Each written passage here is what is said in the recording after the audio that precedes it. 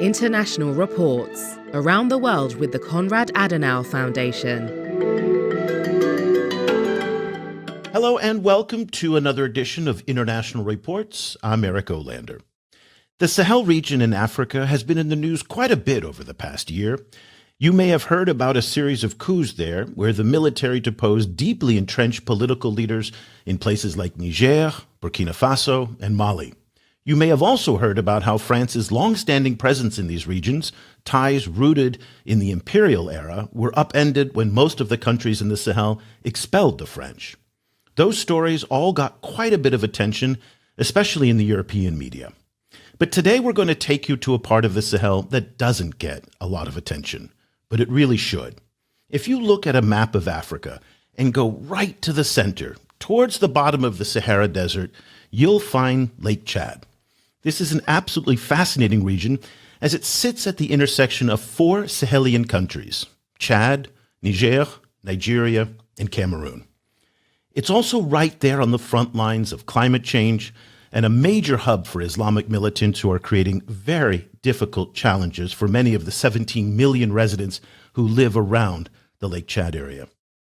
Ulf Laessing, who is the head of regional programs in the Sahel for the Konrad-Adenauer Foundation, recently traveled to Lake Chad to cover the story for International Reports, and we are thrilled to have him on the line today from his office in Bamako, Mali, to talk about his latest story, why Lake Chad offers ideal conditions for Islamic terrorists.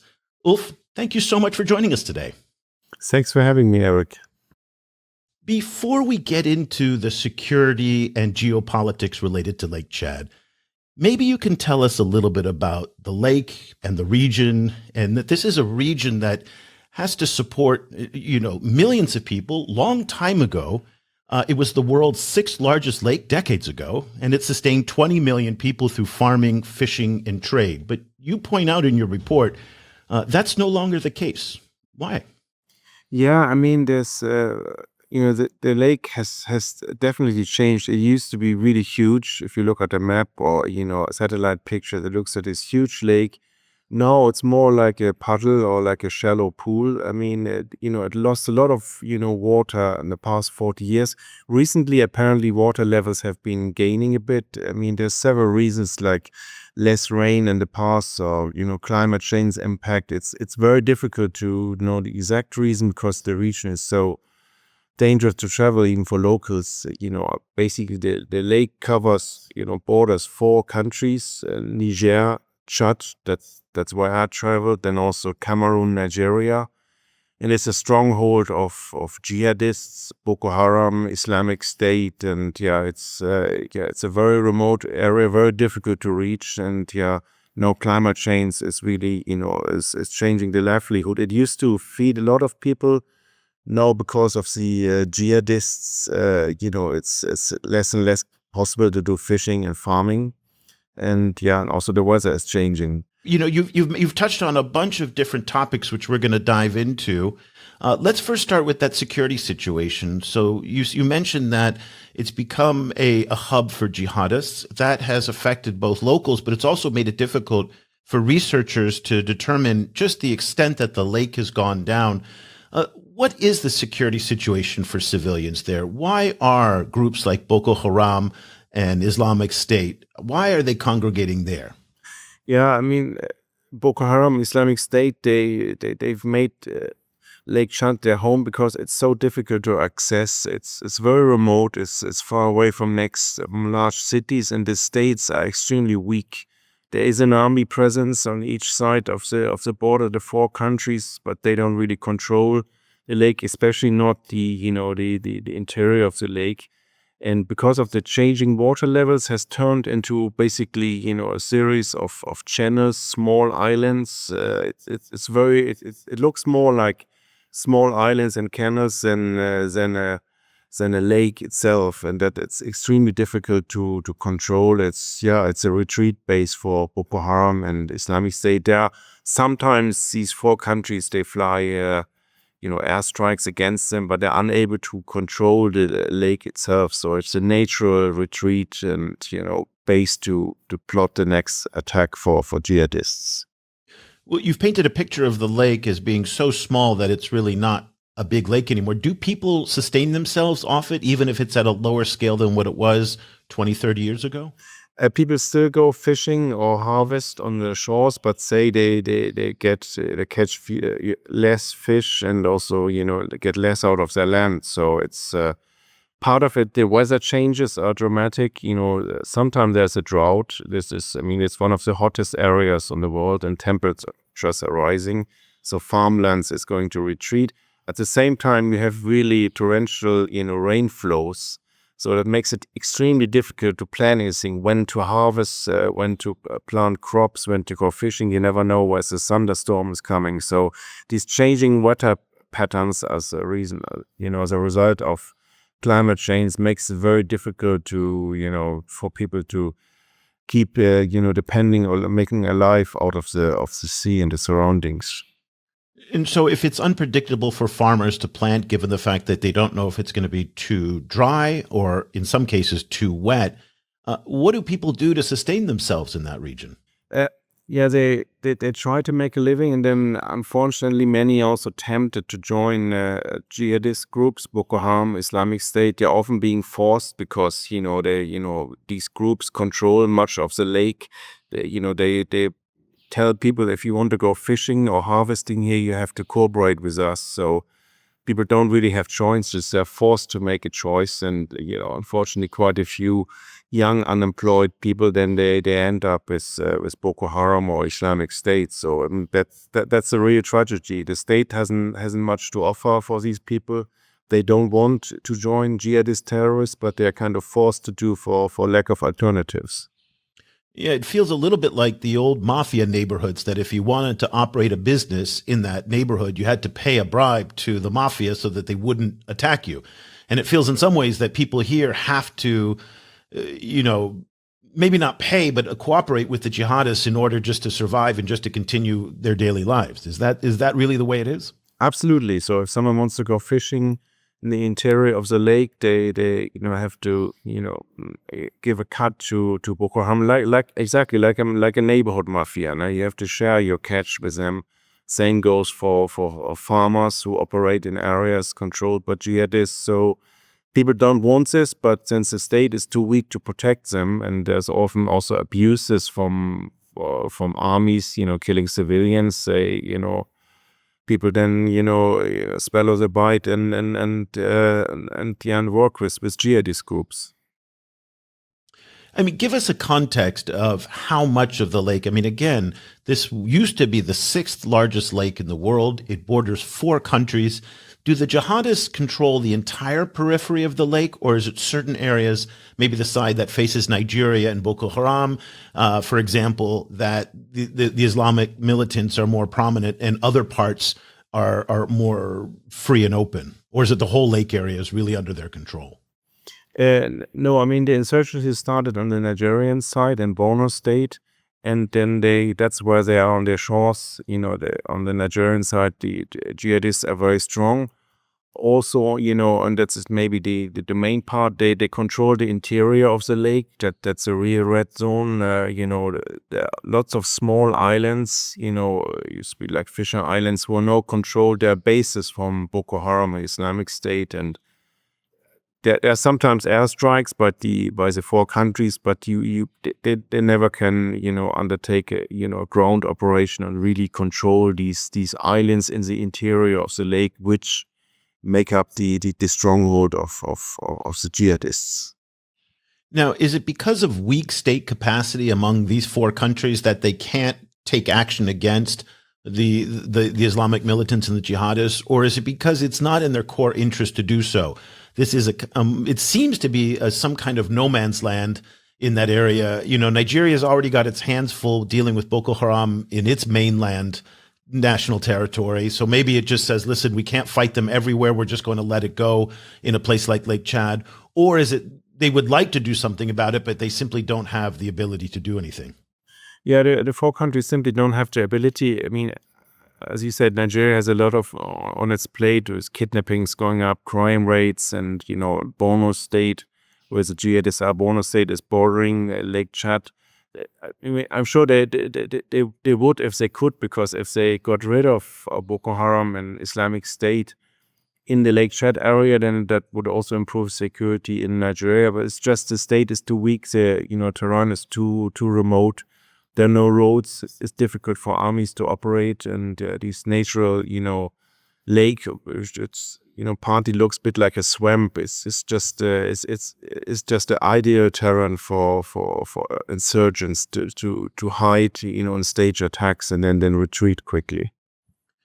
Now, this would seem that if it's incapable for individual states to be able to do something, that it would be the ideal type of issue to be brought up at the African Union, a more multinational, or even ECOWAS in West Africa, the multinational body for West Africa. Do any of these regional or continental bodies, as far as you know, have any plan to do anything about this or to deploy resources to try and mitigate the impact of jihadists?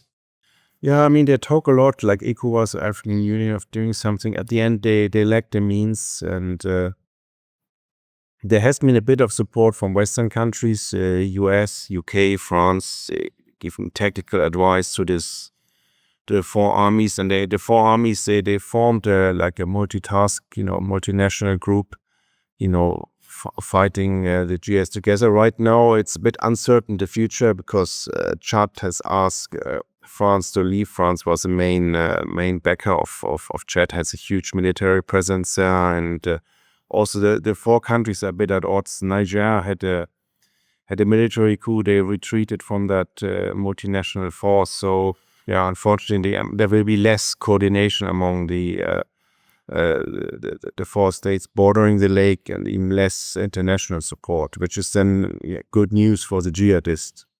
Yeah. I mean, I'm glad you brought up the multinational joint task force. So that used to, and again, I'm using it in the past tense, be comprised of contributions from the United States, from France, and the United Kingdom.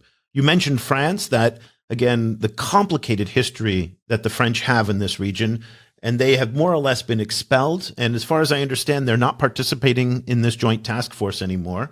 The United States, again, is in a space now where we're not really sure if Donald Trump is going to be that invested in Africa. All indications point to the fact that he's really not keen on committing resources to Africa. Let's not forget that in his first term, he wanted to kill AFRICOM, which is the U.S. military command for the continent. And so hard to imagine he's going to commit a lot of resources to a place that is as far removed as Chad and Lake Chad is from his America First agenda. And then there's the United Kingdom. Is there any hope now, given the politics in Europe and the United States, for continued involvement to a meaningful level by the multinational joint task force?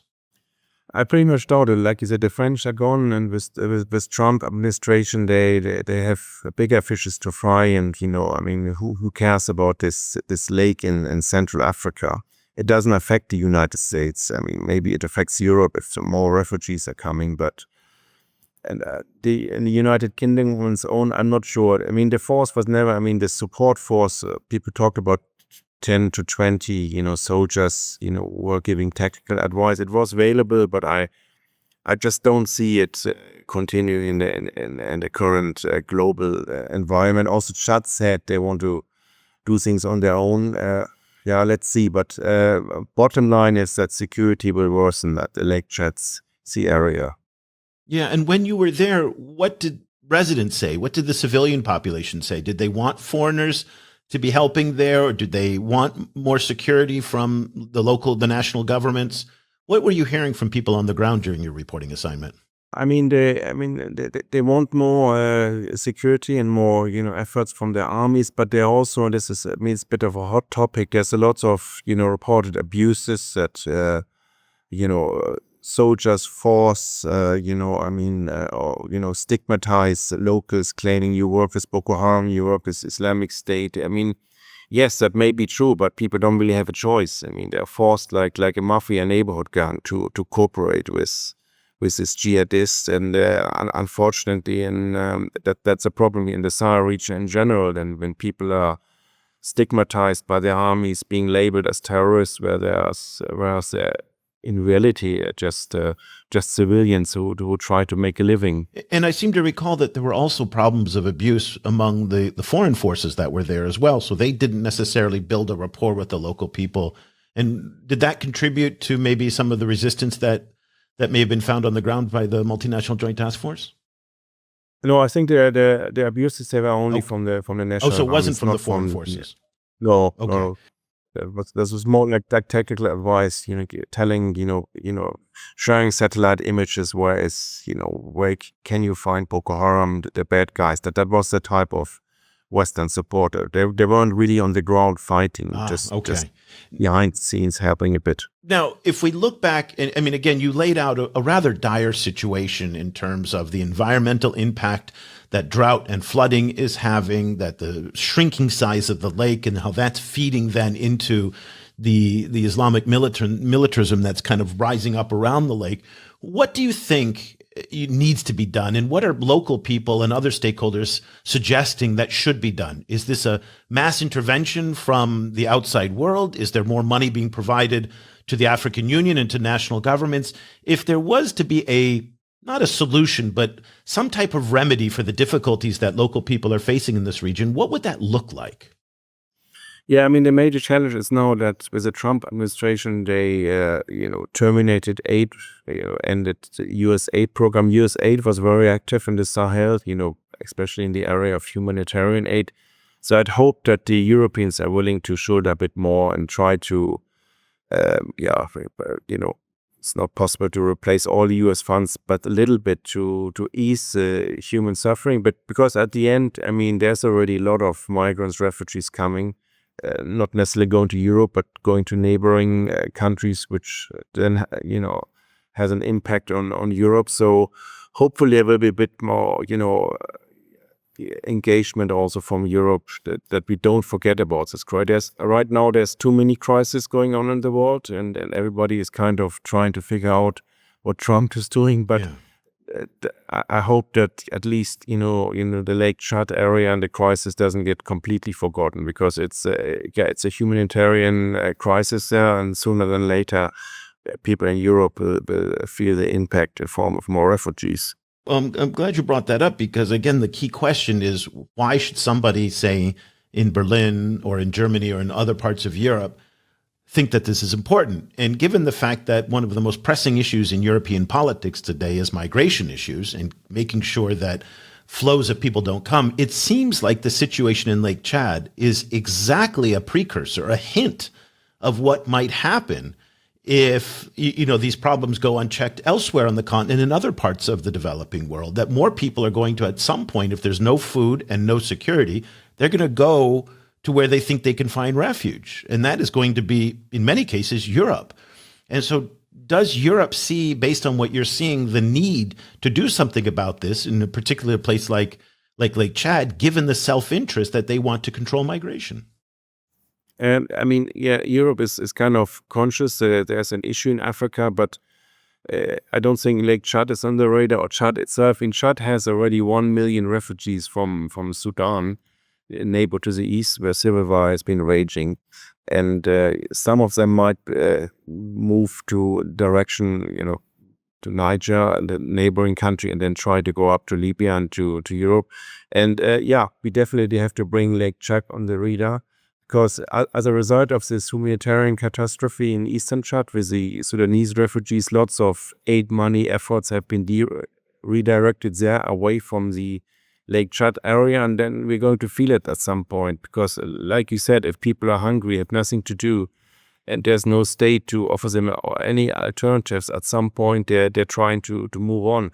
Maybe not necessarily to Europe, but then to other African countries such as Cameroon, Nigeria, which are very also important for Europe. And then they increase social tensions there, job competition, and then, with a second effect, then more refugees or more people will try to migrate to Europe because they don't have a living to make anymore. Yeah, well, let's look forward now, maybe a year or two or 10 years, however you want to look at the future here. One of the other issues you brought up in your report is the fact that there's a lot of population growth in this area as well, which is going to put additional pressures on the limited resources that are available there. So taking into account climate change, the demographic growth that's there, as well as the Islamic jihadism that you talked about, what's the forecast for the Lake Chad area in the next, say, 2, 4, even 5 years? Yeah, I'm very pessimistic. Sahel has one of the highest population growth rates on a global scale in Niger, which also borders Lake Chad. Like children, women have 7 children on average, and it's not much less than Chad. There is no state to serve all these people in terms of school, health services, and job competition will increase. And now you have, the decision from the U.S. administration to end humanitarian aid, and the Europeans also facing shrinking development budgets. So that is it's a toxic cocktail, and people may not hear much about Lake Chad or care much about, but at some point people will notice it if Chad and other countries get more destabilized because there's little opportunity for young people to do anything, and very, very pessimistic about what might happen. Well, it's a fascinating topic, and it's the intersection of so many different issues, from security to the environment to Africa to population growth. Ulf, want to thank you so much for your time today. The article is Why Lake Chad Offers Ideal Conditions for Islamist Terrorists, written by Ulf Laessing, who is the head of regional programs in the Sahel for the Konrad-Adenauer Foundation, and it's in the latest edition of International Reports. We'll put a link to the article in the show notes of this podcast, and we want to thank you, Ulf, for your time today, and also for all of our listeners and our viewers for joining us today. We'll be back again next month with another edition of International Reports. Until next time, I'm Eric Olander. Thank you for watching.